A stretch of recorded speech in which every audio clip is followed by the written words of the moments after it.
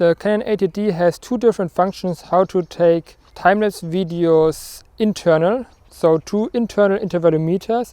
For the first one we go into the picture mode and go into our menu, and we can now go on interval timer, enable. When we press on the info button we can choose every third second, every fifth second, every 10th second or whatever the camera should take a picture, and then we can decide how many pictures it should take, like 3 or 5, unlimited, and so on, and then we can start. Before we do that, we can also choose our image quality, means our image size. We can even take raw pictures, we can take super large pictures for 4K for example, or we can choose very small ones for only full HD. We are going to go with L. Preferably you are in the M mode, in the manual mode. I'm not going to teach you now how to make time-lapse videos. If you're interested in this, then check out this video you see right now. But I just show you how it works on this camera. So we go again on interval timer, go on enable, we say every third second, yes, quite often because I don't feel like staying out for so long in the cold.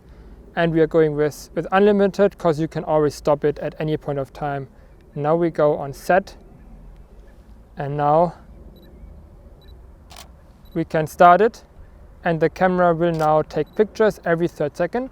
As you can see, the screen is turned off and you cannot have it turned on while it takes pictures, which is annoying. I can understand why they did that. This is probably to save battery, but I think people should be able to handle that by their own, and I would like it if they would give us the option, because if the light situation changes during your shots or during your time where you take your pictures, you should be able to check whether it is still fine or whether you have to start a new time-lapse video. Okay, let's stop it for now. In order to stop it, I think you have to turn the camera off. I couldn't find another way yet.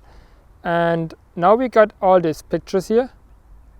See, many pictures which look very similar, but the clouds slowly moved, and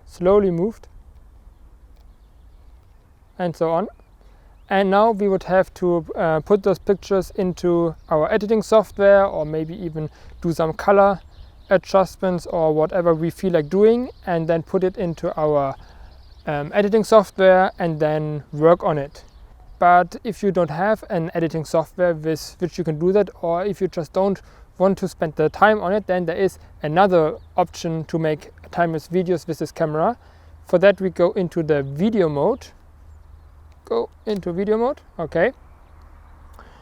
Now we go into our menu, page 5, time-lapse video, enable, info button, and now we can again choose every how many seconds should a picture be taken. We again choose 3 seconds, and now we have to tell how many pictures should it take. And what is really cool is that at the bottom it will automatically calculate for you. The first one is how long do you have to wait until it is done, and how long will the actual video be in the end. So if I take every third second a picture, and if I want to take 300 pictures, I will have to stay for 15 minutes and the video will be 12 seconds long. If I now take a higher number, in order to get 12 seconds of video, I would have to stay 34 minutes because it takes less pictures, but we will stick with the 3 seconds. Okay, now everything is set. We can press OK. We can go out of the menu, and now it tells us we can take a picture to check whether it looks fine. Looks fine, and now we press the live view button, now the shutter button, and now it starts. And what you will probably realize now is that you don't hear the shutter. Means it doesn't take normal pictures, but instead I think it uses the electronic shutter that it also always uses when taking videos. and not the normal shutter where it actually puts up the mirror and puts the mirror down, which you usually have. I kind of like it that you don't hear the shutter, because you can take time-lapse video without anyone noticing it. I mean, your big screen is off and people might even think that your camera is turned off because they don't really look on this other screen. So this definitely has its benefits. Alright, we now took 200 pictures and I don't feel like waiting anymore. And it stopped now. I just turned the camera off. In this mode I don't even have to turn it off, but anyway. And let's have a look on it. Here is our finished video. Let's play it one more time.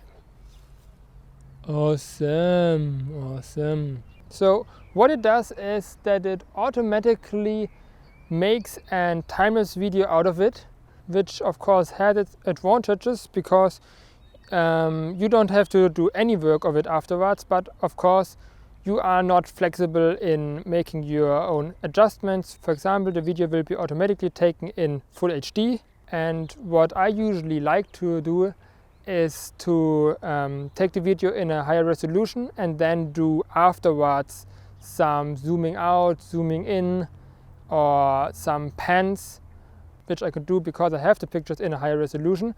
But in this case I just have a finished video and that's it. I think for a beginner this is definitely a really awesome function, but I think for more advanced people who want to get the best out of it, they should definitely stick with the other function, with the function in picture mode and not the function in video mode. I can actually see some artifacts in the clouds.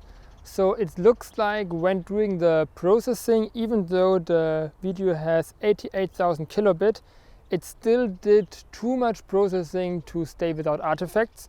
So you don't get the perfect result, but I think it is definitely usable and it's actually a really awesome function. Now, thanks for watching, and if you have any further questions on that topic, then feel free to write it in the comments. See you.